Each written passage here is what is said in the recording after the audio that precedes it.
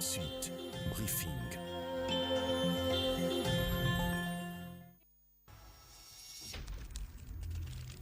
Briefing hebdomadaire.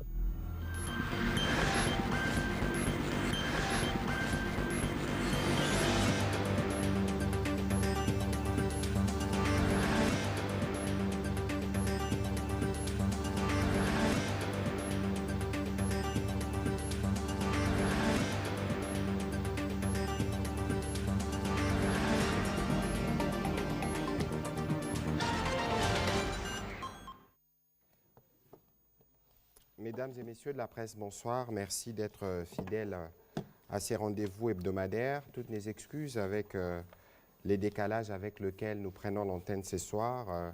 Les téléspectateurs de la télévision nationale pourront nous excuser parce que nous pourrons grignoter des minutes pour le journal télévisé. Normalement, pour l'exercice d'aujourd'hui, je dois être rejoint dans les prochaines minutes par mes collègues de finances qui ont encore pris pour une série de réunions. Vous savez qu'il y a une délégation du Fonds monétaire qui séjourne en République démocratique du Congo. On a commencé les Makutano, il est particulièrement sollicité. Nous avons voulu l'associer au briefing de ce soir parce qu'au dernier Conseil de ministres, il a beaucoup été question des finances. On a parlé notamment de la participation de la délégation congolaise aux assemblées de FMI Banque mondiale, mais on a aussi parlé des 2 lois qui ont été adoptées. J'espère que vous avez tous lu le compte rendu pour en voir le contenu, mais aussi parler de la reddition de comptes parce qu'il en a été question au cours de la dernière plénière à l'Assemblée nationale. Et donc pour le Conseil de ministres d'aujourd'hui, évidemment, nous profiterons pour parler de la situation sécuritaire.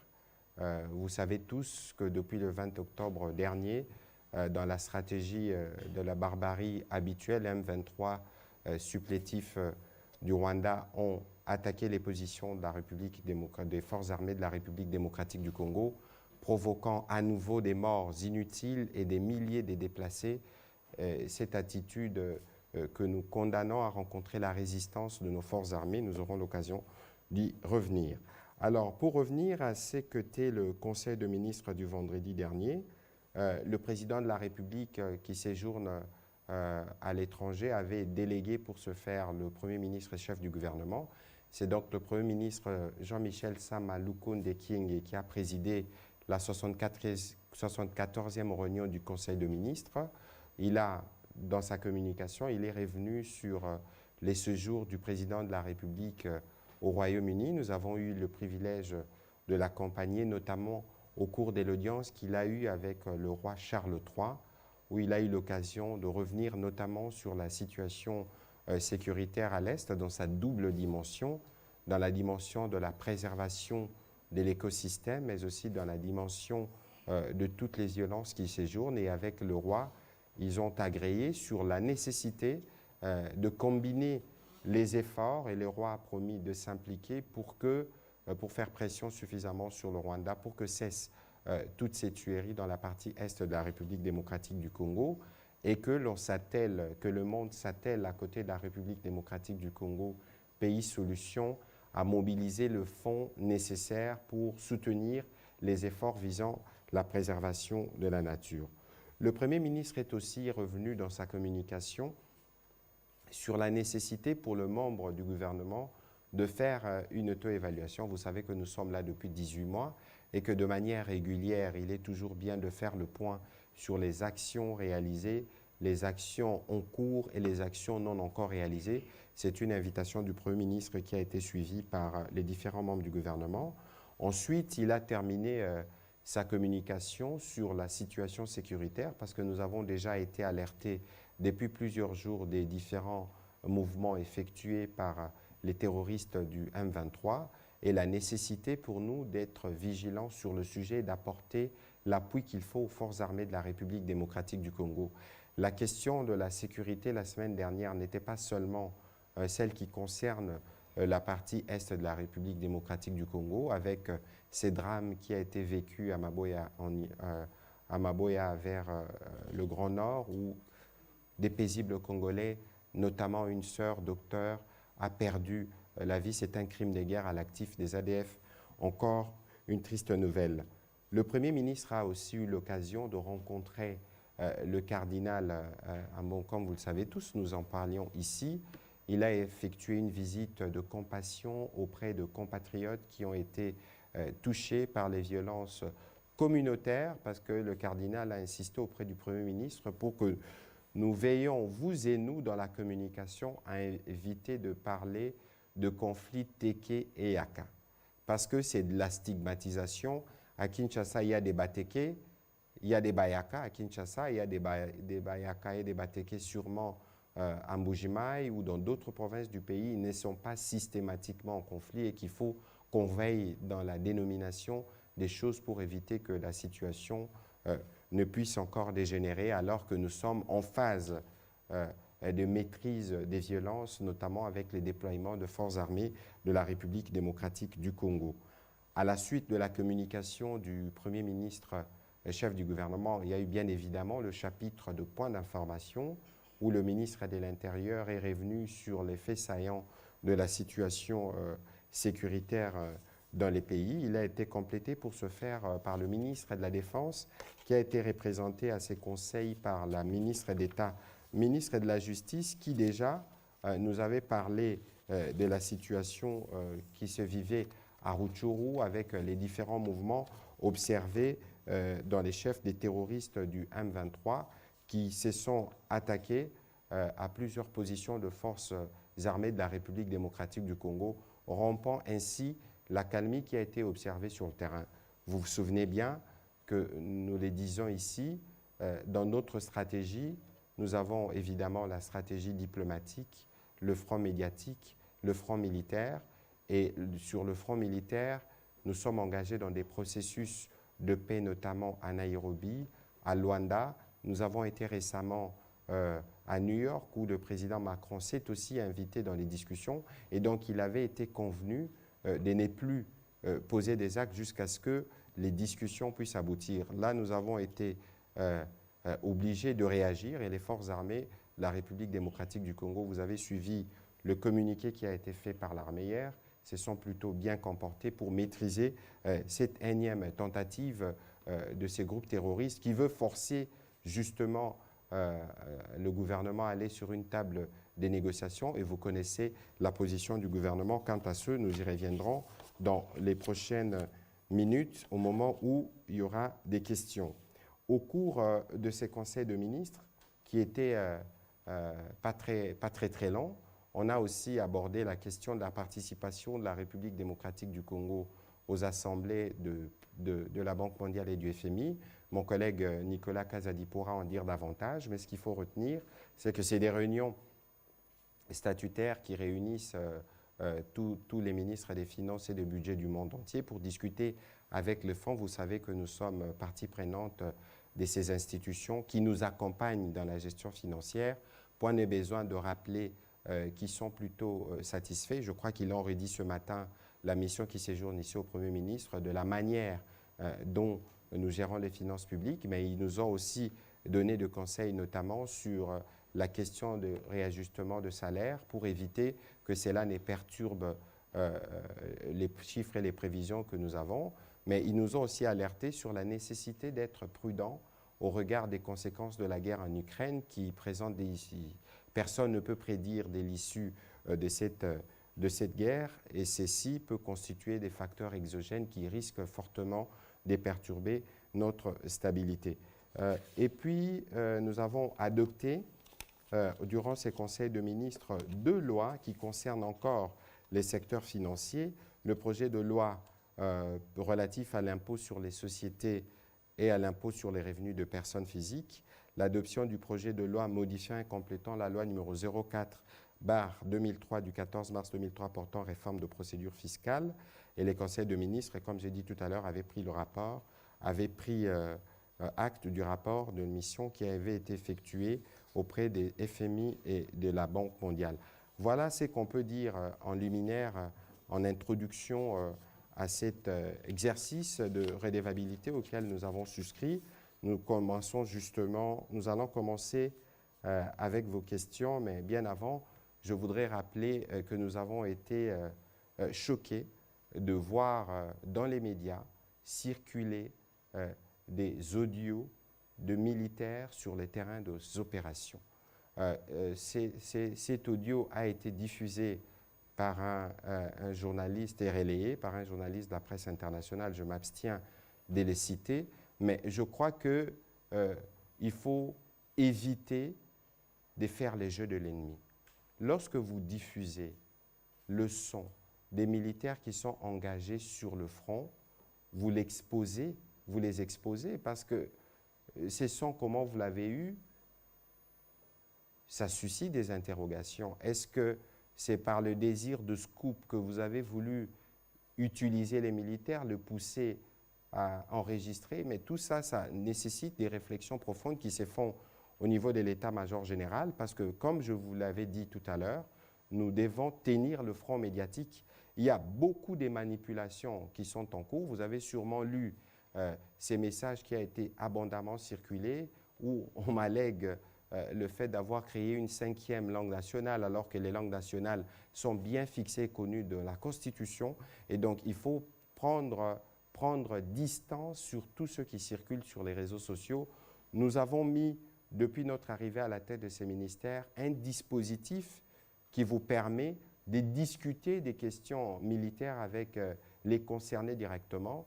Au niveau de l'armée, il existe un service de communication et d'information.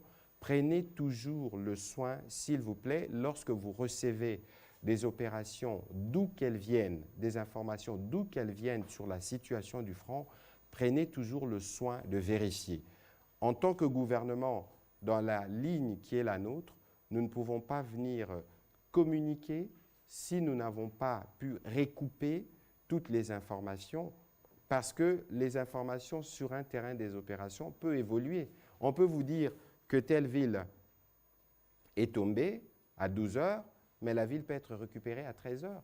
Vous ne saviez pas si c'était par stratégie qu'on a décidé de replier pour encercler l'ennemi. Donc, lorsque vous manipulez toutes ces informations, il faut prendre les reculs qu'il faut.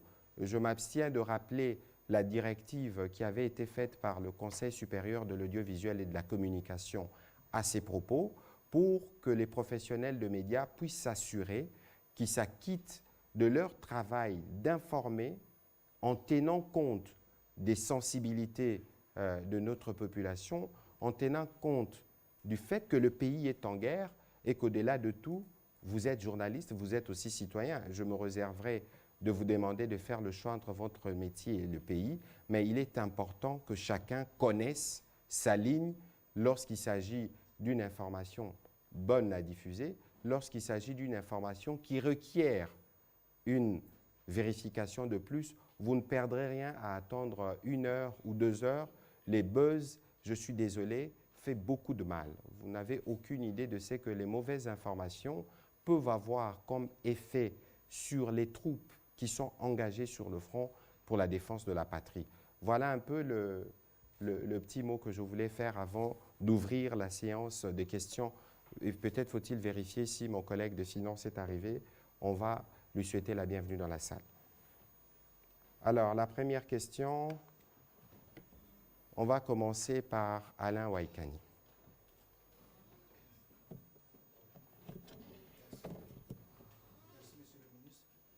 Je suis heureux d'attendre que finalement on a parlé au Conseil des ministres. Cette fois-ci, vous le mentionnez à propos de la situation à Béni Ituri. C'est effectivement la question que je voulais vous poser.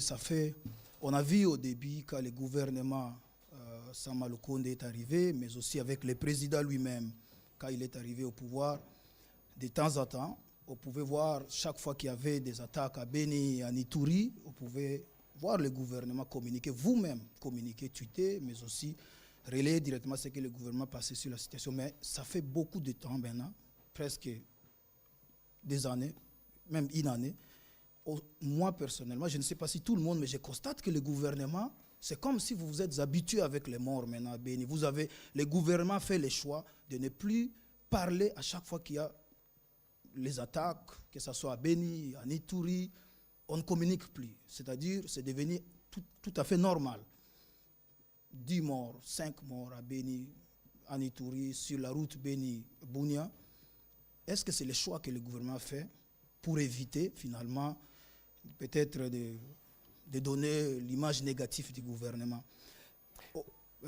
au même moment, est-ce que vous ne voyez pas qu'il y a un problème? On a comme l'impression que le gouvernement se focalise plus sur l'M23, alors qu'en réalité, les ADF sont en train de faire plus mal que vous pouvez l'imaginer, comme vous avez l'habitude de le dire. Regardons-nous dans les yeux, c'est une réalité. On compte les morts chaque semaine à Béni, chaque semaine entre l'Ituri et Béni. Mais le focus reste le M23. Est-ce que c'est parce que le problème du M23 est régional? C'est ce qui fait que vous ne voyez plus les morts que nous comptons à Béni et dans ses environs. Est-ce que c'est un choix du gouvernement? Alors Alain, j'ai envie de vous interrompre tout de suite parce que le gouvernement, il faut regarder les contextes dans lesquels on a évolué par les passés et les contextes dans lesquels nous évoluons depuis que nous sommes arrivés. Nous avons fait de la redevabilité une exigence parce que justement, lorsque vous ne dites pas ce que vous faites, les gens disent ce que vous ne faites pas. Aujourd'hui, même quand j'étais sur le plateau de TV5 la semaine dernière, mes premiers mots à chacune de mes communications commencent par exprimer notre solidarité, notre compassion. Parce que justement, la situation sécuritaire est celle-là et votre gouvernement met tout sur la table pour y apporter les solutions qu'il faut. Mais malheureusement, les raisons ou les causes de cette insécurité sont complexes et durent depuis des années. Et malheureusement, nos forces armées sont sollicitées sur tous les fronts et que lorsque les terroristes ils opèrent, ils n'avisent pas, ils surgissent, ils tuent. Regardez ce qui s'est passé à Maboya récemment. Mais qui pouvait penser qu'on pouvait s'apprendre à un hôpital? C'est un crime de guerre odieux. Mais toutes ces choses, nous les dénonçons parce que si vous ne les dites pas, vous n'aurez pas d'abord les compatriotes qui sont décédés. Et chaque fois, et vous avez vu par exemple qu'il y a 2-3 jours, il y avait un convoi humanitaire du gouvernement qui est parti à Kwamouth. Le Premier ministre, à chaque fois, il a séjourné dans la partie concernée du pays en début, autour du 20 ou du 23 septembre. Il y a toujours le ministre de la Solidarité et des Affaires humanitaires qui est là parce qu'il faut toujours apporter le réconfort même minimum et la compassion du gouvernement. Ce serait méconnaître les valeurs africaines et les valeurs congolaises que nous avons apprises. Alors, lorsque vous parlez de la focalisation sur la question du M23, il faut situer la question dans son contexte. L'objectif clair du M23 avec les supplétifs rwandais, c'était pas seulement de rester à Bunagana, c'était d'avancer vers Goma, Rutshuru. Goma a été menacé, nous étions dans la région avec le roi Philippe de Belge. C'était justement dimanche 13 juin, je me souviens très bien de comment les choses s'étaient passées. Donc il y a eu l'urgence de la situation a nécessité que l'état-major général redéploie les troupes pour faire face à cette menace qui devenait plus grave alors que nous avions, le président de la République l'a dit dans son interview à la BBC, nous avions plus ou moins cru qu'on n'allait plus retomber dans ces travers. Et lorsque nous nous engageons dans le processus de Nairobi, il ne faut pas oublier que durant ces processus, tous les groupes armés ont accepté de rendre les armes le principe et qu'il fallait mettre en place les dispositifs qui accompagnaient. Le président de la République lui-même a échangé avec eux à côté du président Kenya Uhuru Kenyatta. Pour ceux qui n'ont pas pu faire les déplacements de Nairobi, vous avez vu qu'à son retour ici, le président de la République a mandaté les professeurs Serge Chibangu, qui est parti à la rencontre de groupes armés. Le seul groupe armé qui n'a pas voulu souscrire au processus pour un agenda bien connu aujourd'hui, c'est les M23. Et lorsque vous êtes sollicité de cette manière, je ne suis pas militaire, nous allons, dès que les généraux Ekenge sera à Kinshasa, nous allons programmer, comme nous le faisions avec le général Kassonga, un briefing où on parlera des questions opérationnelles comme nous le faisons, parce que nous pensons que notre population doit être informée dans les détails, y compris de la situation sécuritaire. Et donc, la pression qu'il y avait dans le Rutshuru a fait faire au niveau de l'état-major général un redéploiement qui fait qu'aujourd'hui, il n'y a peut-être plus le même dispositif dans certains coins. Mais ceci dit, lorsque nous lançons des appels à recrutement, c'est parce que pour défendre l'intégrité territoriale de la RDC, nous avons besoin de beaucoup de militaires, de beaucoup de volontaires pour venir souscrire dans l'armée. La particularité, justement, avec ce qui se passe Béni Boutembo, c'est que les terroristes, ils savent qu'ils sont acculés. Parce qu'au-delà de ça, il y a la pression militaire qui continue avec les opérations que nous menons avec les UPDF, mais vous connaissez les méthodes. Ça veut dire que lorsqu'ils se sentent acculés, en représailles, ils s'emprègnent à des populations innocentes, ils font comme des actes d'éclat sur lesquels ils communiquent fortement pour choquer. Nous sommes tous choqués qu'on attaque un hôpital, qu'on tue une bonne sœur qui a dédié sa vie pour sauver celle des autres. C'est des crimes de guerre pour lesquels, en tout cas, vous pouvez être sûr d'une chose, que notre détermination reste grande et que le gouvernement déploiera tout ce qu'il est à son pouvoir pour que la situation puisse revenir à la normale dans cette partie du pays. On va prendre la prochaine question. Dadi Songozo.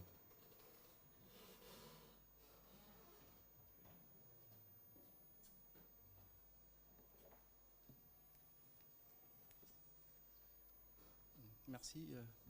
Monsieur le ministre, votre collègue des Finances n'est pas encore là, mais je vous pose quand même la question. Est-ce que le gouvernement peut rassurer les Congolais qu'il y aura l'argent déjà pour organiser les élections en 2023? Parce que la CENI, parmi les préalables, il y a l'aspect sécuritaire. Ça, je mets de côté parce qu'on a encore peut-être un peu de temps par rapport à l'argent, parce que vous parlez des finances. Est-ce que l'argent... Le collègue de finances est dans les environs. Peut-être que si c'est des questions spécifiques qui lui sont destinées, il faut attendre qu'il soit là, comme ça il va le noter. Deuxième aspect, toujours par rapport aux élections. Est-ce qu'aujourd'hui, parce que vous parlez de la sécurité dans la partie est du pays, on pourra, n'est-ce pas, être sûr que les élections seront organisées sur toute l'étendue de la République démocratique du Congo? Est-ce que c'est rassurant? Bon, écoutez, je crois que le président de la République l'a dit aux élus des provinces du Nord Kivu et du Sud Kivu et de l'Ituri, dans la réunion préparatoire qu'il a bien voulu présider en prévision de la table ronde qui doit être organisée. Il a été clair en disant qu'il est hors des questions que les populations de cette partie du pays ne puissent pas voter aux prochaines élections. Et donc, il faut considérer que de ce point de vue-là, il n'y a pas de questions, il n'y a pas de polémique à avoir. Les élections seront organisées dans cette partie du pays. De toute évidence, la table ronde qui va arriver, la réflexion, c'est comment nous sortons de l'état de siège. Parce que c'est justement ces régimes d'exception qui auraient pu ne pas permettre à ses compatriotes de voter, mais les gouvernements s'y affairent. Avant de prendre la prochaine question, on va prendre un élément à la technique pour permettre à mon collègue de faire son entrée dans la salle.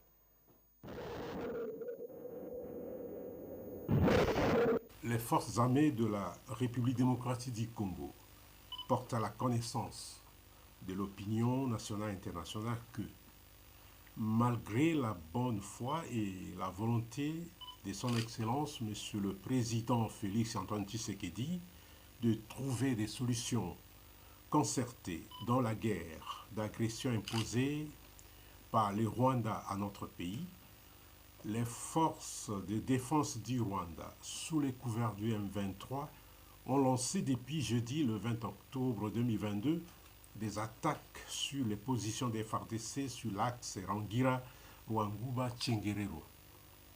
Après avoir essuyé des revers sur cet axe où elles croyaient s'emparer facilement de cet important tronçon routier en vue d'empêcher le ravitaillement des forces loyalistes, une autre offensive a été lancée sur l'axe Kamgenga, où les affrontements se poursuivent. Dans l'ensemble, nos hommes se comportent de manière exemplaire sur le terrain et les forces loyalistes continuent à fixer l'ennemi. La situation est sous leur contrôle dans tous les fronts.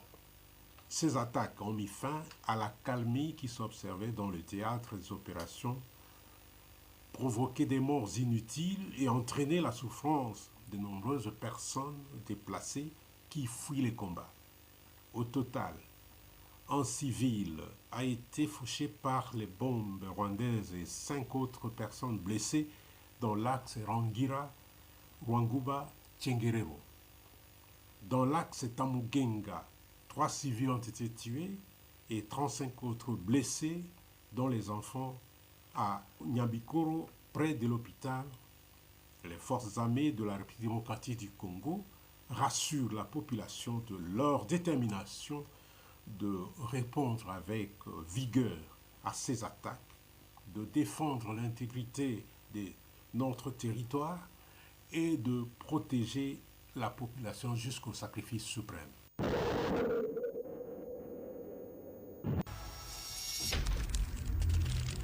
Briefing hebdomadaire. À la technique pour cet élément qui rappelait la communication qui avait été faite par l'armée hier, qui a été lue par les nouveaux porte-parole de l'armée, le général Ekenge, qui fixait l'état de la question aujourd'hui. Et une autre communication suivra dans les prochaines heures, suivant l'évolution de la question sur le terrain. Je voudrais, comme je l'avais annoncé, inviter mon collègue de finances, Nicolas Kazadi, à nous rejoindre dans ces studios, parce qu'au cours du dernier Conseil de ministres, il a été beaucoup question des questions liées à son secteur. Monsieur le ministre. Voilà. Bonsoir, monsieur le ministre. Merci de nous rejoindre. Je sais que votre agenda a été particulièrement chargé aujourd'hui, mais comme vous-même vous souscrivez au principe de redevabilité, vous aviez tenu à participer à cet exercice pour parler de quelques points qui ont été abordés notamment au dernier Conseil de ministres. Je les disais en introduction que vous avez eu l'occasion de nous faire le rapport de la mission que vous avez effectuée à Washington aux côtés du ministre d'État Boji et du Plan, participer aux assemblées des FMI Banque mondiale. Vous avez aussi eu l'occasion de présenter 2 projets de loi qui ont été adoptés, mais pendant que vous étiez à Washington et nous étions ensemble à Londres et à Paris, il y a eu un grand débat sur la reddition de comptes. Je voudrais, en liminaire, je sais que vous êtes toujours prêt, vous donner la parole pour quelques propos introductifs suivant la mission que vous avez faite et suivant les points que vous avez abordés au dernier Conseil de ministres pour permettre aux journalistes de se mettre dans l'ambiance qui leur permettra de vous poser des questions pour que vous puissiez éclairer la lanterne de notre opinion, notamment sur les observations qui nous ont été faites par la FMI Banque mondiale au-delà des bonnes cotations auxquelles nous sommes habitués sous la direction du Premier ministre Sama Lukonde. Monsieur le ministre, vous avez la parole. Merci beaucoup, Patrick. Effectivement, je reviens d'un long voyage, dont une semaine entière passée à Washington dans le cadre des assemblées annuelles du FMI et de la Banque mondiale. C'est une occasion pour discuter à la fois des problèmes mondiaux à caractère économique et financier et puis des problèmes qui concernent la RDC, soit avec les institutions elles-mêmes ou en bilatéral avec le gouvernement américain. Sur le plan mondial, eh bien, tout ce que je retiens, c'est que nous sommes tous très inquiets. Tous les pays du monde sont très inquiets par l'évolution de la situation mondiale sur le plan économique qui demeure très impactée par la guerre en Ukraine, avec une perspective de baisse de la croissance économique. On tablait sur 6% cette année, on pense qu'on sera autour de 3%. Et pour l'année prochaine, on sera en dessous de 3% en termes de taux de croissance moyen à l'échelle mondiale. Ce sont les prévisions du FMI. S'agissant de la RDC, nous tirons notre épingle du jeu. Nous allons dans un sens différent. On prévoyait 6% pour 2022. On pourrait être à 7%, ou du moins 6,6 ou 7%, si tout va bien cette année. Et pour l'année prochaine, on aura également un taux de croissance supérieur à 6%. C'est la particularité de notre économie qui est beaucoup plus résiliente que les autres dans un contexte qui est plutôt morose au niveau international. L'autre préoccupation, c'est l'inflation. L'inflation a redémarré partout dans le monde à cause de la hausse des prix du carburant, la hausse du prix des denrées alimentaires. Et là, malheureusement, nous n'échappons pas. Nous prévoyions au départ faire 8% d'inflation en 2022. On pense qu'on va terminer autour de 12%, ce qui veut dire que nous sommes vraiment impactés par la hausse des prix du carburant et des denrées alimentaires. Pour le carburant, nous avons réussi jusque-là à contenir la hausse grâce aux subventions. Nous avons payé plus de 400 millions de dollars de subventions cette année. Imaginez-vous, s'il n'y avait pas cette hausse des prix, eh bien ces 400 millions, ça aurait fait 400 km de route neuve. mais on a dû mettre ça pour contenir le prix, la hausse des prix du carburant. Si on n'avait pas payé cette subvention, eh bien, le prix du carburant, ne serait-ce que pour la ville de Kinshasa, serait autour de 5 000 francs le litre. Voilà les efforts qui sont faits avec votre argent pour contenir la hausse des prix, pour protéger les plus vulnérables dans l'économie congolaise. Malheureusement, ce n'est pas toujours bien compris et perçu, mais c'est un effort énorme, près de 400 millions, et nous allons continuer de payer encore jusqu'à la fin de l'année. Donc, globalement, nous avons parlé avec nos partenaires du FMI et de la Banque mondiale. Ils sont tous satisfaits des efforts que nous faisons. Ces efforts sont reconnus partout. Et d'ailleurs, ça nous vaut aujourd'hui une meilleure reconnaissance par l'ensemble de la communauté internationale. Le Congo redevient un pays sérieux. En tout cas, il est en train de s'efforcer d'être perçu comme tel à travers les résultats que nous avons, à travers les réformes que nous mettons en place. Ces réformes sont des réformes profondes. Les résultats viennent progressivement, mais globalement, que ce soit les résultats macroéconomiques ou bien les réformes que nous mettons en place, tout cela nous met aujourd'hui à un niveau de respectabilité que nous avions perdu dans les années passées. C'est ainsi que vous voyez l'audience qui est réservée aujourd'hui à la RDC, la manière dont le pays est perçu comme un pays dynamique, un pays qui a des résultats en termes de croissance, un pays d'avenir à cause des minerais qu'il détient, un pays d'avenir par l'agriculture, un pays important parce qu'il a des forêts dont l'humanité a besoin, un pays important parce qu'il a bientôt 100 millions d'habitants, un pays d'avenir parce qu'il y a une gouvernance éclairée, parce qu'il y a un effort de diversification. Le projet des batteries dont vous connaissez déjà les éléments, ce projet-là est un projet qui mobilise l'ensemble de la communauté économique au niveau international parce que c'est l'avenir.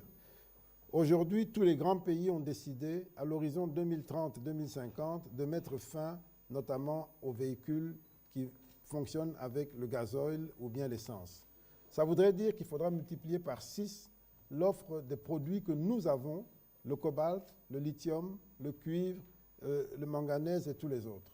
Ça veut dire que nous avons de la perspective, nous représentons quelque chose d'important. Donc le temps du Congo est en train d'arriver et nous devons nous préparer pour cela. Voilà pourquoi nous devons être très sérieux dans tout ce que nous faisons, à l'intérieur du pays comme à l'extérieur du pays, parce que le monde a besoin de nous et le monde nous regarde. Voilà en résumé, et donc nous avons un programme avec le FMI qui se passe jusqu'à présent très bien. Au moment où nous parlons, il y a la 3e revue du programme. L'équipe du FMI est à Kinshasa. Nous avons entamé les discussions. Nous pensons que tout devrait aller très bien. Il y a encore 2-3 petits sujets d'inquiétude, notamment l'un des sujets d'inquiétude, c'est la hausse de la masse salariale du côté du secteur public. Le FMI a l'impression que cette masse salariale n'est pas contrôlée parce que chaque jour, elle change. Chaque jour, il y a des augmentations qui ne sont pas maîtrisées. Elle n'est pas prévisible. Et alors que nos recettes, si elles sont bonnes aujourd'hui, elles sont bonnes parce que les cours internationaux sont bons. Mais demain, ça peut changer. Et donc, il faut nous assurer que l'évolution de la masse salariale soit prudente pour éviter qu'en cas de retournement de la situation des recettes publiques, nous retombions dans les situations du passé où 90% des recettes allaient uniquement pour payer les salaires. Donc c'est un point de préoccupation. Ce qui nous est recommandé, c'est d'abord de mettre de l'ordre. Nous avons fait beaucoup d'augmentations cette année. Ce qui nous est recommandé, c'est d'abord de mettre de l'ordre dans les fichiers, parce qu'il y a encore beaucoup de choses à clarifier dans les fichiers, avant de continuer notre élan que nous avons déjà démarré d'augmentation des salaires. C'est ça la grande recommandation qui nous est faite, et nous devons y faire attention. Sinon, on risque de perdre l'avantage de cette collaboration exemplaire avec le FMI et de perdre également l'avantage de tous les soutiens qui nous sont faits. Cette année, vous savez que nous avons touché beaucoup de ressources, y compris des appuis budgétaires. Tous ces avantages nous permettent de faire face à ces dépenses, que ce soit les subventions pétrolières ou autres. Et donc, nous avons besoin de maintenir cette relation parce que nous avons, en plus de l'impact de la crise en Ukraine, nous avons la crise de l'Est, qui est aussi une agression du même type que celle de l'Ukraine. Et cette crise de l'Est nous coûte énormément. J'ai déjà eu à dire que les dépenses que l'on fait sur le volet sécuritaire ont été multipliées par 8 et maintenant, je crois, presque par 10, parce que chaque jour qui passe ici, il y a de nouvelles dépenses qui sont faites. Voilà la réalité que nous vivons. Nous devons être très sérieux. Nous avons la chance d'être écoutés, d'être accompagnés. Et donc, tout ce qu'on peut demander, c'est que nous continuions sur cet élan pour préparer l'avenir radieux que nous attendons tous dans ce grand pays. Alors, juste un petit mot pour signaler aux téléspectateurs de la RTNC que le journal passera à 20h30. Le temps nous permet de terminer ces briefings. Je voudrais demander à mon collègue de finances de dire 2 mots rapidement sur les 2 projets de loi qui ont été adoptés au dernier Conseil de ministres. Et puis, nous pourrons revenir sur vos questions. Oui, ces 2 projets de loi font partie de nos réformes. La réforme de la fiscalité. Vous savez que notre fiscalité est l'une des plus problématiques. Il y a excessivement de taxes et d'impôts, avec une superposition des impôts nationaux, des impôts provinciaux, des impôts locaux, parfois des impôts qui n'ont pas de base légale. Et tout cela est excessivement lourd pour les entreprises et même les particuliers. Les 2 projets de loi que j'ai présentés vendredi visent essentiellement à réformer l'impôt sur les sociétés et l'impôt sur les personnes physiques. À l'heure actuelle, dans notre système, en matière d'imposition sur les sociétés, nous avons un système qu'on appelle cédulaire, c'est-à-dire qu'il y a plusieurs cédules, plusieurs types d'impôts qui se superposent. Avec cette réforme, nous allons faire un impôt synthétique avec une déclaration unique dans laquelle l'essentiel de l'impôt va se retrouver. Ça va simplifier les choses et ça va les rendre plus fluides et plus transparentes. Et à la clé, pour les entreprises, nous prévoyons de baisser l'impôt sur les revenus, qui est à l'heure actuelle de 30%, nous voulons le baisser à 25%. Donc la vision, c'est simple, c'est simplifier les choses, les rendre plus transparentes. Et s'il y a plus de gens qui payent de bonne foi, on peut se permettre de baisser le taux d'imposition sur les sociétés de 30 à 25% pour attirer davantage d'investisseurs dans notre pays. Sur l'impôt sur les personnes physiques, c'est une grande innovation. Nous estimons que chaque citoyen doit être redevable comme l'exige la loi, comme l'exigent les principes moraux. Je l'ai déjà dit à plusieurs reprises, y compris dans les émissions en Lingala que j'ai fait avec maman Sylvie qui est en face de moi. J'ai expliqué que payer l'impôt est un devoir citoyen. Je me rappelle, elle m'avait dit c'est impopulaire. Et je lui ai dit, en tant que journaliste, vous n'avez pas le droit de dire c'est impopulaire. La relation qu'on a avec l'État, c'est ça. Nous devons faire notre part et attendre de l'État sa part. Mais payer l'impôt, c'est un devoir citoyen qui a fait que tous les grands pays que nous envions ont réussi à faire ce qu'ils ont fait. Et il faut que la responsabilité individuelle soit affirmée. Nous ne disons pas que nous allons écraser les individus avec l'impôt. Non, ça sera des petits impôts, des impôts qu'on ne va même pas sentir, mais il faut que les gens s'habituent à payer l'impôt parce que c'est élémentaire, sinon nous ne sommes pas des citoyens. Et donc ces 2 réformes pour lesquelles les avant-projets ont été déposés, eh bien, nous espérons que l'Assemblée nationale pourra, au début de l'année prochaine, les valider. Et une fois qu'ils seront validés sous forme de loi, nous aurons un délai de 1 an avant leur mise en application. Et avant cette mise en application, nous allons déjà commencer l'année prochaine, au mois de mars de l'année prochaine, fin mars, tous ceux qui sont salariés devront déclarer qu'est-ce qu'ils ont touché comme salaire en 2022 et qu'est-ce qu'ils ont payé comme IPR, ne serait-ce qu'un seul impôt, là, l'IPR, au titre de 2022. Ce sera le début de la responsabilisation. Donc vous avez des salaires, vous touchez un salaire, vous touchez des primes, préparez-vous, gardez les papiers, gardez les preuves. Si on vous paye par voie bancaire, parce que maintenant il y a la bancarisation, faites votre relevé de compte, voyez tout ce que vous avez payé, vous devrez déclarer au plus tard le 31 mars. Il n'y a pas que les entreprises qui doivent payer. Nous aussi, on doit apprendre à payer. Et donc, on déclare. Et si vous avez déclaré, vous aurez un quitus fiscal qui dit vous êtes en règle, on sait ce que vous avez touché, on sait ce que vous avez payé. Si vous n'avez pas le quitus fiscal, attendez-vous à des conséquences. Voilà, Douralex, c'est de l'ex. Voilà. Alors, on va faire un petit marathon. On a 30 minutes parce qu'il faut permettre au journal de passer. Je veux demander aux uns et aux autres d'être focus sur les sujets qui font l'objet de la conversation de ce jour. De toute façon, le ministre des Finances sera disponible pour d'autres exercices. Nous étions en France à l'Institut français de relations internationales où nous avons suffisamment communiqué sur le contenu du changement de narratif et les progrès qui sont en cours en République démocratique du Congo. Donc, Dadi, une question, s'il vous plaît, pour permettre de prendre celle des autres. Merci. Je reviens sur ma question. Monsieur le ministre des Finances, vous venez de vanter, n'est-ce pas, des avancées de la République démocratique du Congo sur le plan des finances et tout. Pouvez-vous nous dire aujourd'hui combien le gouvernement a déjà disponibilisé pour la CENI en ce qui concerne la tenue des élections en 2023 ? Eh bien, Voilà. j'avais dit au dernier Conseil des ministres que nous avions déjà dépensé 345 millions, si je me souviens bien, auxquels vient de s'ajouter un montant de 68 millions de dollars. Donc faites le calcul, 345 plus 68, on est à 400 et quelques millions. Au moment où nous parlons, il ne reste qu'une seule échéance que j'ai reçue, d'environ 60 millions, qui concerne le mois de septembre, qui n'est pas encore payée, mais qui le sera. Et donc, nous avançons normalement. Voilà. Voilà, prochaine question. On va prendre Éric Izami. On va essayer de varier, Benoît, parce que le plus souvent, c'est vous qui posez de questions. On va essayer de les donner à d'autres. Mais ceci n'empêche qu'on puisse revenir à vous tout à l'heure. Merci de la parole, Excellence, Monsieur le Ministre. Grâce à vous, nous avions eu à recevoir ici l'inspecteur général de finances, Gilles Alingueté. En son temps, il disait que sa structure, dans l'inspection générale de finances, n'avait pas suffisamment de bras pour notamment enquêter sur le volet de tout ce qui touchait à ces problèmes qui est advenu dans notre pays de la Banque internationale en Afrique pour le Congo BIAC. Puisqu'aujourd'hui, vous nous offrez encore l'opportunité d'avoir le Monsieur le Ministre, nous commençons par vous féliciter pour tous les efforts.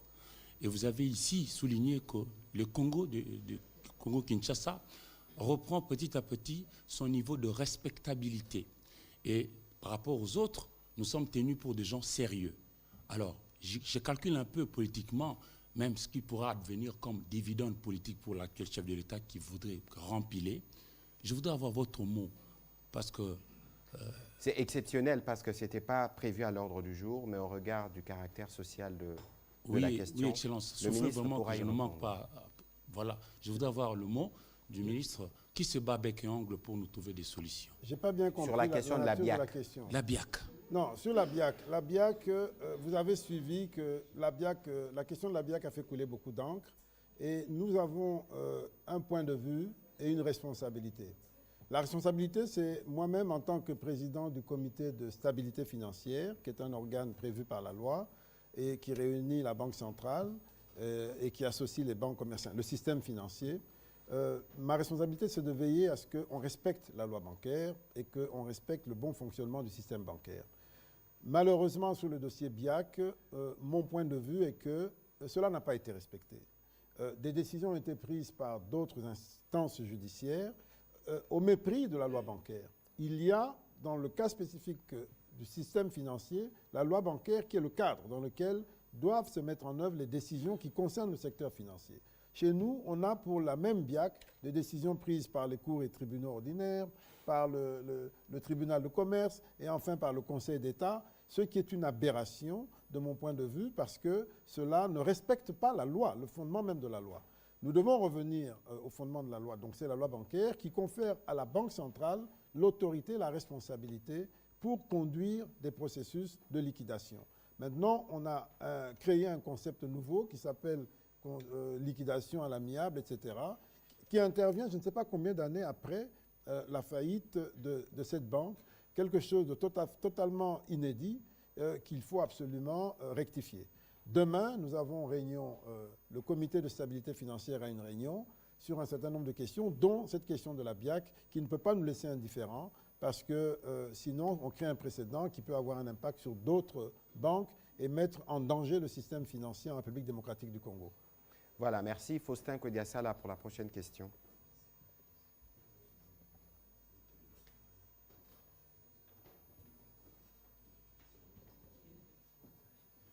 Merci, Excellence, pour la question.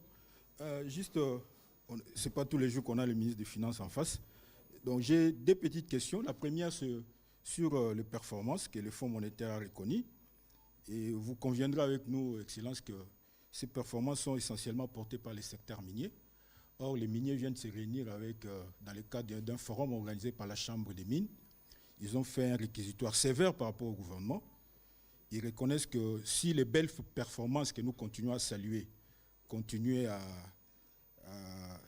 bien sûr, ça fait l'unanimité, mais entre-temps, les secteurs miniers sont en train de mourir par rapport, je cite leurs mots, par rapport à une fiscalité qu'ils appellent punitive. Alors, ils estiment qu'entre les miniers et le gouvernement, il n'y a pas un langage franc. Parce que notre économie est portée par les secteurs miniers, qu'est-ce que vous leur répondez exactement? Et la deuxième question, si vous permettez, Excellence, c'est par rapport à la recommandation que vous a faite le Fonds monétaire international sur la masse salariale. vous l'avez souligné dans votre exposé, les fonds vous a dit non, il ne faut pas dépasser la ligne rouge par rapport à la masse salariale.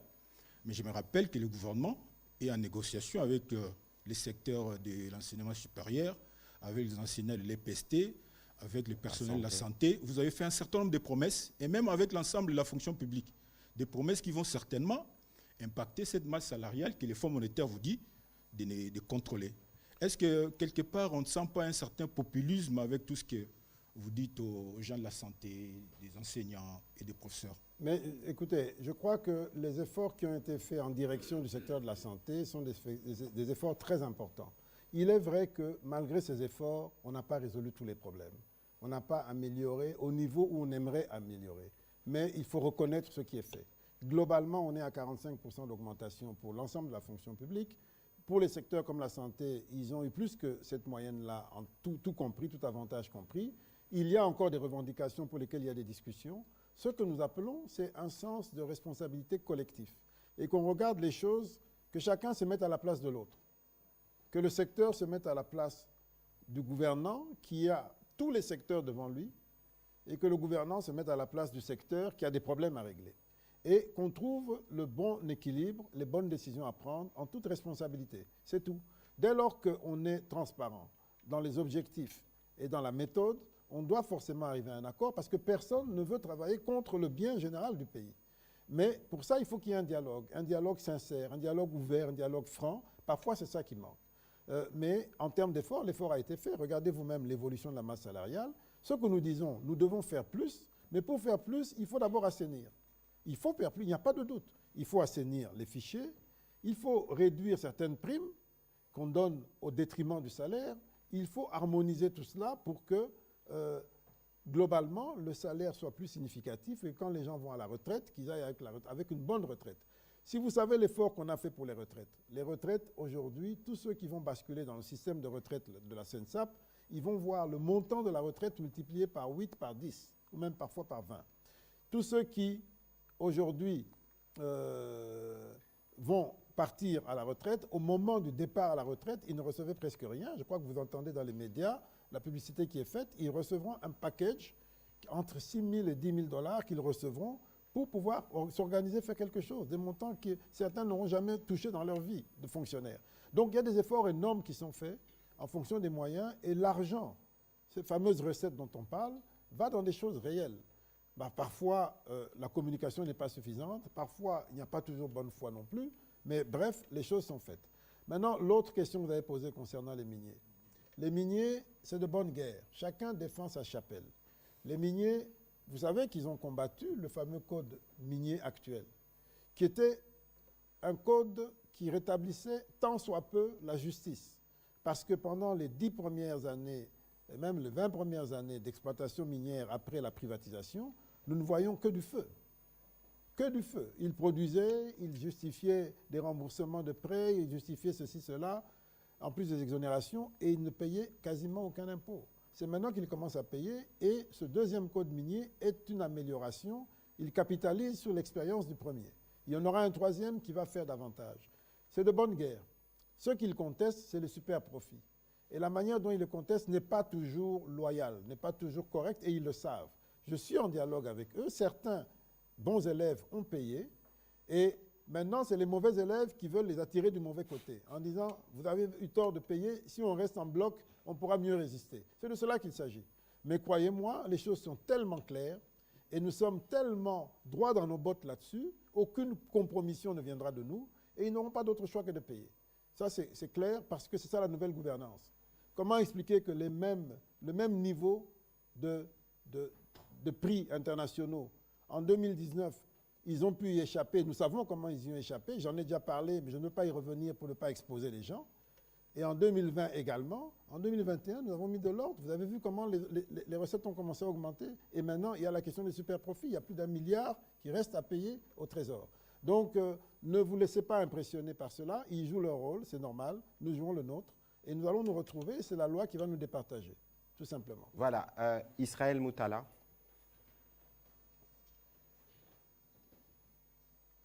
C'est bien de vous avoir, Monsieur le Ministre. Vous attirez les feux ce soir. Bonsoir, Monsieur le Ministre. Je vais poser ma question par rapport à à la TVA d'abord, parce qu'on a vu que le gouvernement a réduit la TVA sur certains produits et qu'il y a certains experts qui estiment que cette TVA va contrarier les prévisions de hausse à la DGI, à la Direction Générale des Impôts, qui est sur une courbe ascendante de recettes, et que la mesure prise par votre gouvernement, par vous, risque justement de contrarier cet objectif-là. Et d'autres estiment aussi que cette mesure pouvait peut-être s'arrêter aux produits vivriers, mais pas aller au secteur de la cimenterie et au secteur de l'immobilier. Mais pourquoi vous avez choisi ces deux secteurs qui sont pourtant porteurs de croissance? Et la dernière question, je vous la pose parce que vous êtes le président du comité de stabilité bancaire. C'est la menace que fait peser certaines rumeurs sur la RDC, le risque financier, que nous risquons d'être blacklistés par le GAFI. Est-ce qu'aujourd'hui, vous êtes en mesure de rassurer les Congolais que leur argent en banque est en sécurité et qu'il n'y a pas de risque d'être blacklisté, que les banques, ainsi de suite, ont respecté toutes les mesures en termes de lutte contre le blanchiment d'argent, ainsi de suite? Oui, d'abord sur la TVA. La TVA, c'est une mesure difficile que nous avons prise parce qu'il fallait faire face à l'urgence. L'urgence, c'est quoi? Malheureusement, parce que nous ne travaillons pas assez, nous importons 80% de ce que nous consommons, surtout pour nous qui habitons dans les villes. Parce que dans les villages, ils se débrouillent avec ce qu'ils ont.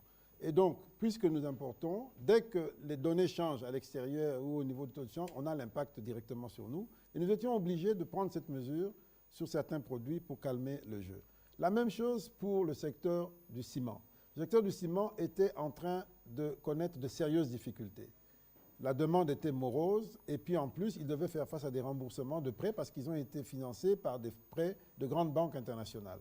Et ils ont des capacités de production de 3 millions, ils étaient à 3 millions de tonnes par an, ils étaient à moins d'1 million de tonnes pour tous les cimentiers confondus. Et donc, on s'est dit, il faut absolument les aider à soutenir un minimum, sinon ça sera dramatique pour eux. Et nous avons reçu même les banquiers à qui ils doivent de l'argent, qui se posaient des questions, mais comment on fait pour sortir de cette affaire?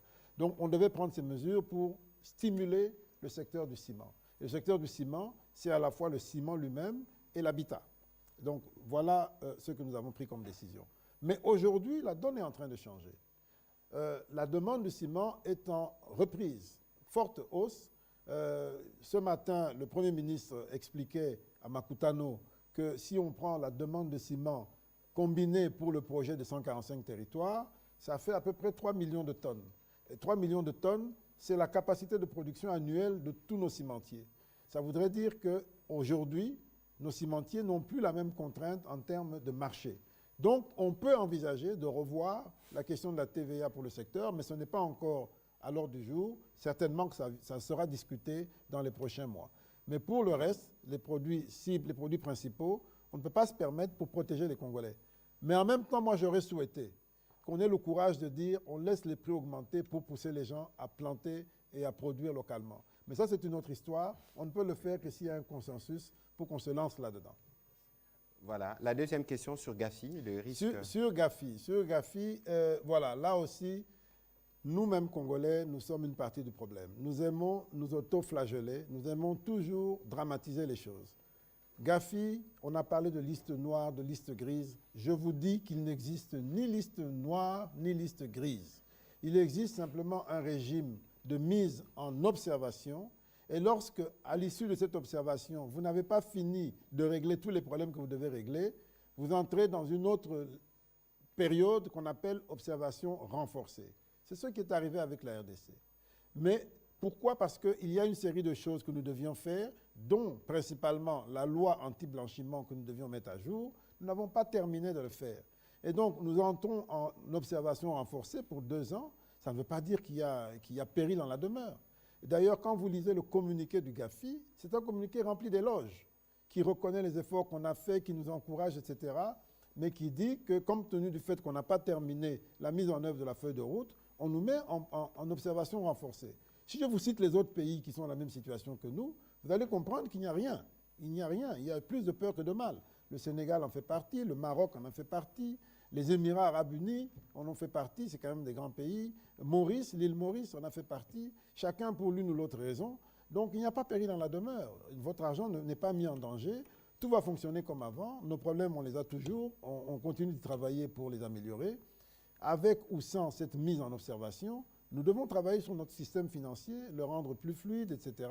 Et donc, il n'y a pas d'inquiétude. Ce qui est important, c'est d'accélérer les réformes que nous mettons en place. Et nous sommes félicités par le monde entier pour ce que nous faisons comme effort. Je m'en voudrais de ne pas poser une dernière question par rapport à la reddition des comptes qui est en cours. Certains députés ont déploré la surconsommation des crédits et la sous-consommation des crédits par certains ministères. Et la conséquence, c'est que beaucoup de projets d'investissement ont été évincés. Vous êtes le garant de l'orthodoxie financière. Est-ce qu'on va corriger cela en 2022, en 2023, ainsi de suite? Vous savez, la surconsommation et la sous-consommation des crédits a existé, existe et existera toujours. Dans tous les pays du monde d'ailleurs. Ça dépend, on réduit son impact en fonction de la qualité de la préparation budgétaire. Et la préparation budgétaire dépend de l'expérience, de la manière dont nos systèmes sont rodés. Alors, ce qu'il faut savoir, c'est que, en dépit de la qualité même du budget, quand nous évoluons en fonction de la réalité. La réalité, c'est quoi? Vous êtes là et puis on vous dit, il y a une catastrophe, il faut sortir de l'argent pour aider les gens, les sinistrés. Ce n'est pas prévu. Mais quand vous prenez cet argent-là, vous le prenez de quelque part. Alors, vous devez bien enlever à quelqu'un d'autre. Quand on vous dit, il y a la guerre, je vous ai dit, on a multiplié par 8 les dépenses de guerre. L'argent vient d'où? C'est le même argent. Donc, on prend quelque part au détriment d'un autre, et ainsi de suite. Et dans l'ordre même des priorités, quelque chose peut être prévu, l'argent peut être disponible, mais ce n'est plus pertinent de le faire. Et quelque chose d'autre.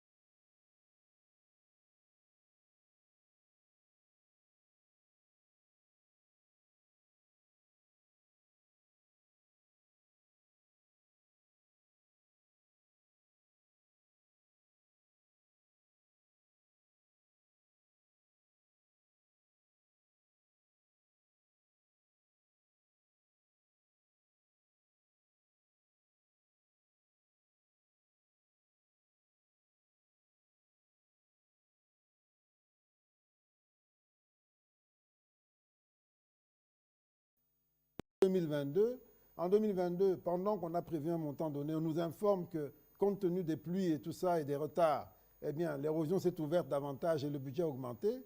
Et nous, le ministère des Finances n'invente aucun budget, ne fait que payer ce qui vient de quelque part. Soit ça vient du ministère du Budget directement, soit ça vient d'une institution quelconque. Nous n'inventons aucune dépense par nous-mêmes. Et donc, lorsque les demandes viennent, parce que les situations changent, nous y faisons face. Et beaucoup de budgets d'investissement sont par nature pluriannuels, c'est-à-dire étalés sur plusieurs années.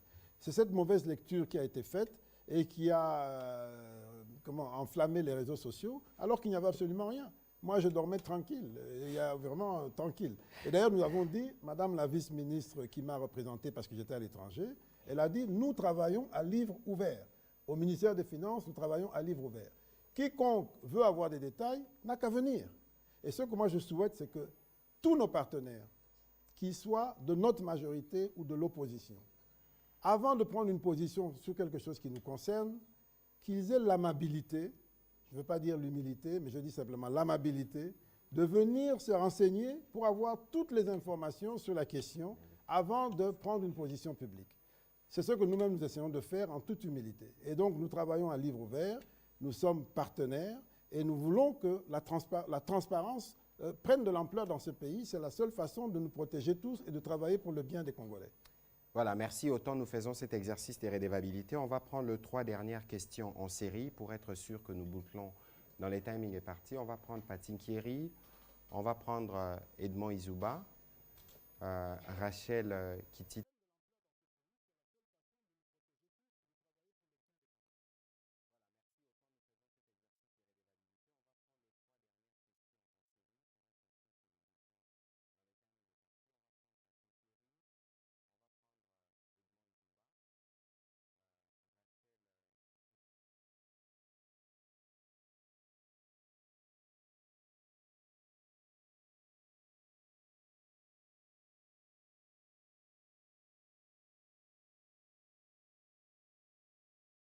On sait que les Congolais ont perdu cette culture du fait qu'on a l'impression que l'argent qu'on paye va dans les poches des autorités, ou encore que l'impôt payé, on ne voit pas les retombées justement. Est-ce que le Congolais saura finalement à quoi sert l'impôt ou les taxes qu'il paye? Merci. Voilà.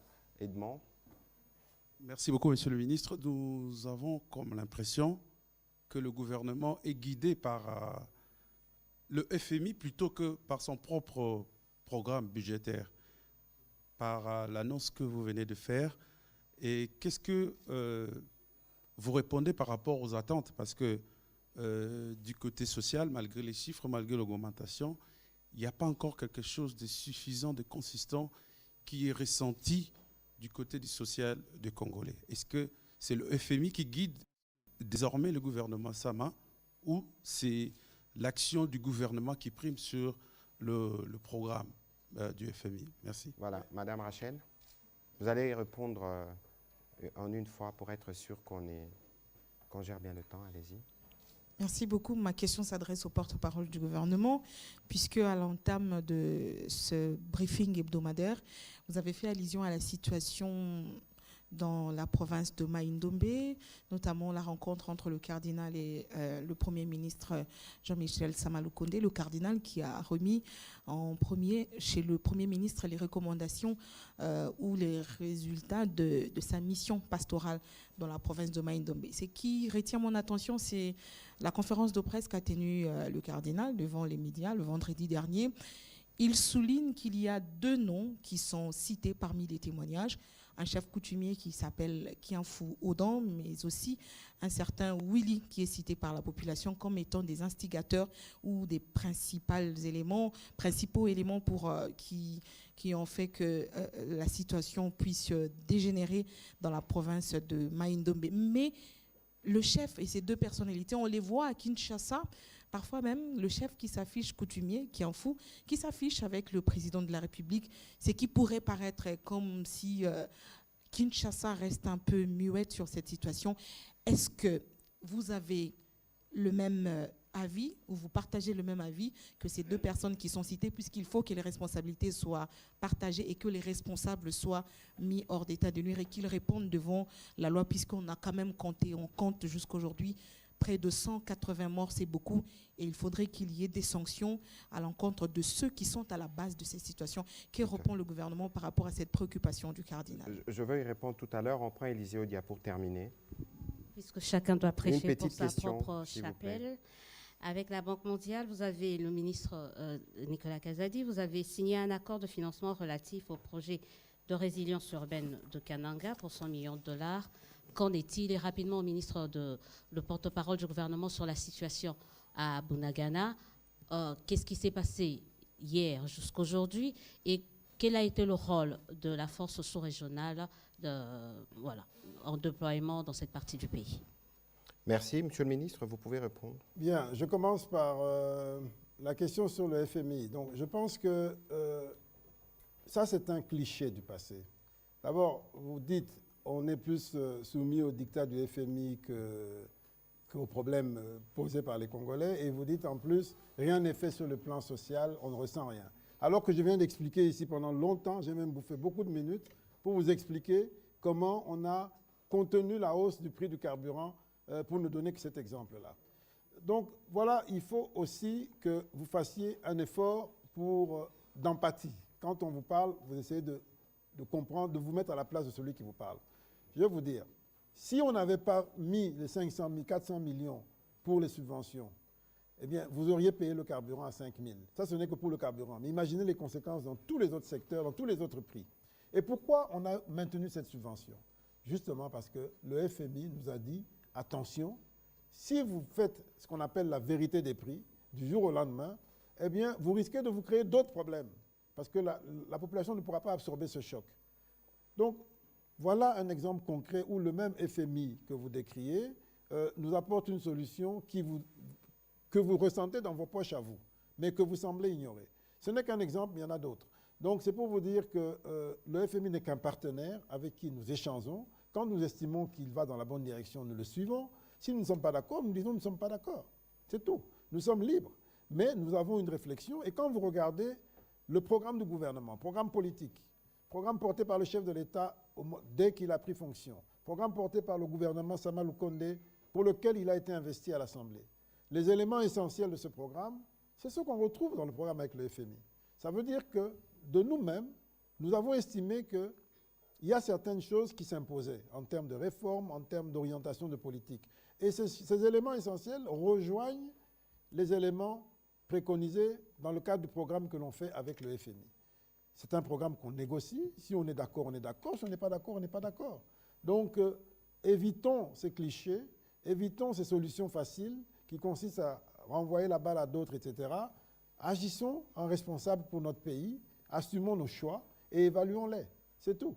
Maintenant, moi, je suis certain que si vous faites vous-même une introspection, vous vous rendrez compte qu'au-delà même du prix du carburant dont je viens de parler, circulez dans Kinshasa, voyez les routes, etc., vous vous direz, il y a quelque chose qui est en train de se faire. Les 145 territoires qui sont en train d'être construits maintenant, demandez aux gens, il y a des choses qui sont en train de se faire. Alors, ce n'est pas parce que vous n'avez pas vu ou bien vous n'avez pas voulu voir qu'il faut répéter qu'il n'y a pas d'impact. Il y a un impact réel. Pour exemple... Cela dit, je reconnais que nous avons tellement de défis que même quand on fait de gros efforts, le temps de voir les effets, de sentir bien les effets, ça prend du temps et très souvent, on cède au pessimisme en disant qu'on ne voit pas, on ne sent pas. Mais on peut prendre un seul exemple. Les journalistes peuvent témoigner que la rentrée scolaire de cette année n'a pas été perturbée par une quelconque grève. Ce n'est pas ce qu'on a vécu dans les 5 dernières années. La question sur le civisme fiscal, rapidement. Et puis, avant même, un autre point, c'est sur la gratuité dont on parle tous les jours. Vous ne voyez pas qu'aujourd'hui, la gratuité est en train de se stabiliser par rapport à 2019 ? Parce qu'on a fait des gros efforts. Regardez, aujourd'hui, demandez aux enseignants de combien leur salaire a été multiplié. Toute la fonction publique a eu 45% en moyenne. Mais eux, ils ont été multipliés par 2 ou par 3. C'est ça transféré aux populations. Ce qu'on donne à l'enseignant, c'est ce que les familles donnaient à l'enseignant. Maintenant, les familles peuvent garder cet argent pour faire autre chose. C'est combien? C'est plus d'1 milliard, 1,5 milliard chaque année. Donc, il y a des choses qui sont faites. Je ne sais pas qu'est-ce que vous voulez voir d'autre. C'est vrai qu'on nous attend aussi sur l'eau et le courant. Là aussi, il y a des efforts qui sont faits. Quand on aura fini les 2 grands projets en cours, pour ne parler que de Kinshasa, Lemba-Imbu et puis Ozone, quand on aura fini toutes les phases, on aura résolu définitivement ce qu'il faut comme capacité pour toute la ville de Kinshasa. Mais le monde n'a pas été fait en un jour, comme j'ai l'habitude de répéter. Alors, sur le civisme fiscal, oui, c'est une véritable révolution qu'il faut. Non seulement nous ne voulons pas payer et nous nous réfugions derrière des arguments, on ne voit pas ce que l'État fait pour nous. Entre-temps, chaque mois, on touche des salaires, chaque mois, on roule dans des routes, on suit la télévision, etc., etc. Même si l'État ne fait pas tout parfaitement, je suis d'accord, l'État fait quand même. Et pour que l'État fasse mieux, il faut qu'il ait plus d'argent. Il est admis aujourd'hui que ce que l'État reçoit comme impôt est insuffisant pour jouer pleinement son rôle. Même si nous avons presque doublé, parce qu'on était à 8-9% du PIB en 2019, et maintenant nous sommes à 15%. C'est un effort que nous avons fait, mais ce n'est pas encore suffisant. On doit être au moins à 20-25% pour pouvoir sentir davantage que l'État s'occupe de tout. Donc, et pour ça, il faut que les gens payent. On ne va pas continuer de vivre uniquement du travail que les miniers font, miniers d'ailleurs, secteur qui est dans les mains des étrangers, alors que nous-mêmes, on est là simplement pour attendre et ne pas payer. On doit contribuer. Et donc, ça, c'est une véritable révolution. Nous devons à la fois apprendre à être des citoyens fiscaux exemplaires et nous devons apprendre à travailler, à reconquérir notre économie. Il ne doit pas y avoir un seul secteur qui est laissé entièrement aux étrangers qui viennent investir. Nous devons être avec eux. Nous devons apprendre de leur expérience et nous devons être de vrais acteurs. Voilà les grands enjeux que nous avons, civisme fiscal et puis dynamisme entrepreneurial, reconquérir notre économie dans tous les secteurs. Comme je l'ai dit, regardez ce que vous mangez le matin. Chaque article que vous consommez est une opportunité de business qu'on laisse à d'autres parce qu'on ne veut pas. Voilà. La question de Kananga, de Mme Élisée Odia. Oui, Kananga, oui, effectivement, on a signé pour 100 millions de dollars pour les érosions à Kananga qui deviennent un vrai fléau.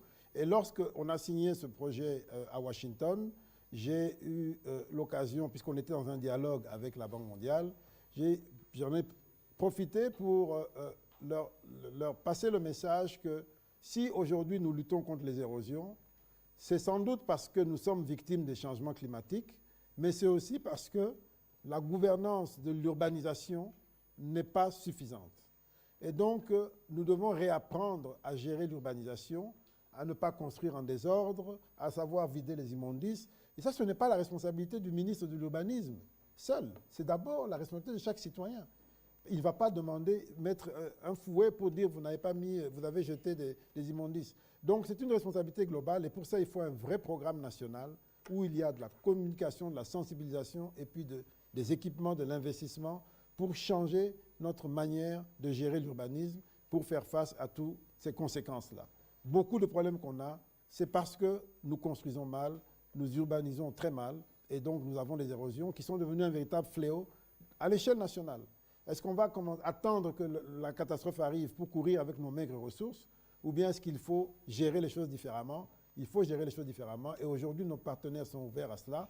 J'espère qu'on aura l'année prochaine un grand projet, un grand programme financé par nos partenaires et par nous-mêmes pour changer la façon de faire.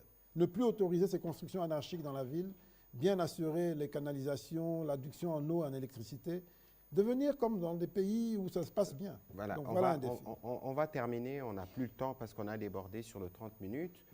Je vais faire un effort pour conclure en lingala. Maman Sylvie, Nandeko Fabrice, Bozong en a briefing au Ekoya. Bozong en a briefing au Ekoya, pourtant, Ezali Moukoussé.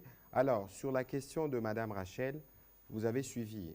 Il faut regarder les événements dans leur séquence. Le président de la République ici avait recommandé au ministre de la Justice, de la Défense, de l'Intérieur, chacun en ce qui le concerne, de prendre des mesures pour s'assurer du retour de l'ordre public. La composante judiciaire, nous sommes soucieux de la construction d'un État de droit, ne restera pas des côtés. S'il y a des gens qui ont été cités par les populations locales, il y a un temps de la justice. Je ne suis pas bien placé pour en parler, mais sachez que toutes les informations qui sont remontées aux autorités seront recoupées et traitées pour que ceux qui sont responsables de cette situation qui a occasionné la mort de plus de 180 innocents en répondent dans toute la rigueur. Il y avait une fausse polémique, d'ailleurs des propos faux qu'on avait attribués au cardinal, disant que les membres de la délégation gouvernementale n'étaient jamais arrivés à Kwamouth. Je pense que les faits ont démontré le contraire. Nous reconnaissons les difficultés, nous agissons lorsque nous pouvons agir. Il faut considérer que votre gouvernement travaille dans un élan de vérité.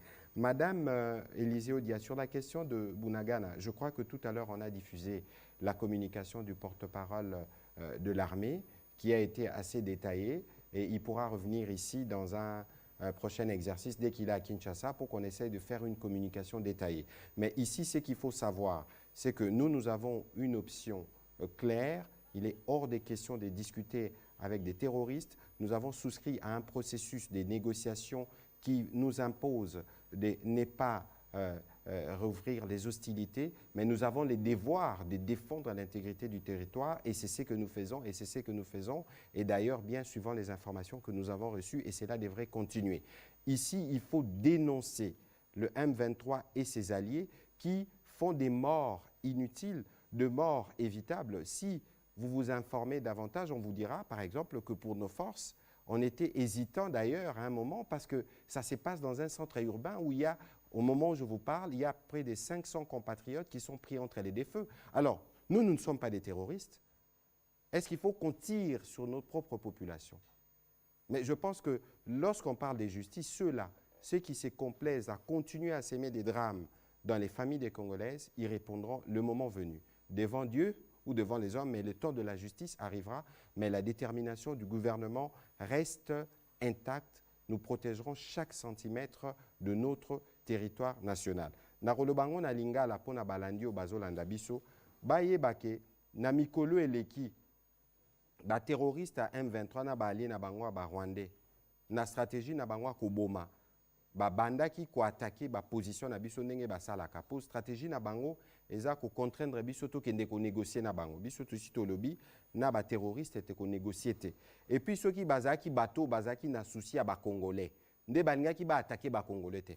Na moment otozoloba eza na ba compatriotes bakufi misusu baza blessé misusu baza pris entre les deux feux. Po bango bazotala te. Place batu bazali, nde place bango baningi ko kende ko boma. Yango pe tozo attirer attention ya ba pandisango. Que makambu nyonso ezokwela bino na ba réseaux sociaux bozala pressé ya kokabola te parce que ennemi azoleka pe na nzela wana azopesa ba information bobomoni boyokaki son ya basoda baza kobunda na front mais so ebimi batiango na bareseaux sociaux elakisi nini mais basoda oyo ya kote kuna baoki koyoka babi son oyo toki korepere fréquence baza na place telle baye baatake babomi basoda na biso ozomona awa front médiatique oyo tolobaka bendele ekoya te oyo tolansaka yango mpo bino bapandisa yango au-delà ya mosala na bino ya kopanza sango boza bacitoyen mpe boza na responsabilité mpona kodéfendre territoire national. C'est important que tosala rappel oyo na mikolo ezali koya biso moko ndenge tosalaka mpo toza na eloko ya kobomba te tokoya kopesa bino bainformation ya makambo ezoleka na terrain. Soki kokoso ezali tokoloba, soki kokoso ezali te tokoloba pe mpona koyeba ke biso na bino il faut tozala na bomoko mpona kosilisa bitumbu ezoumela depuis 25 ans.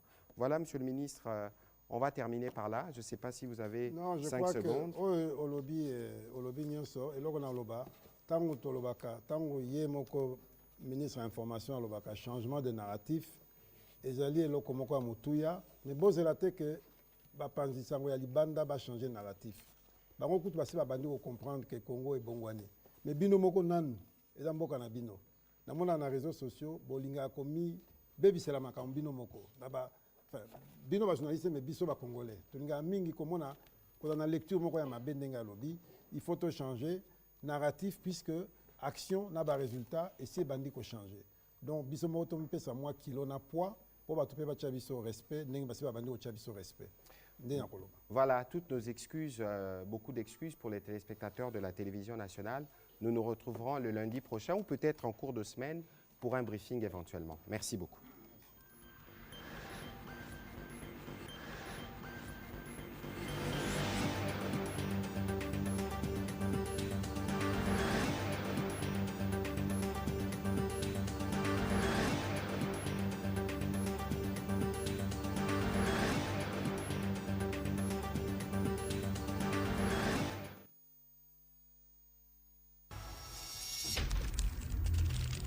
Briefing hebdomadaire.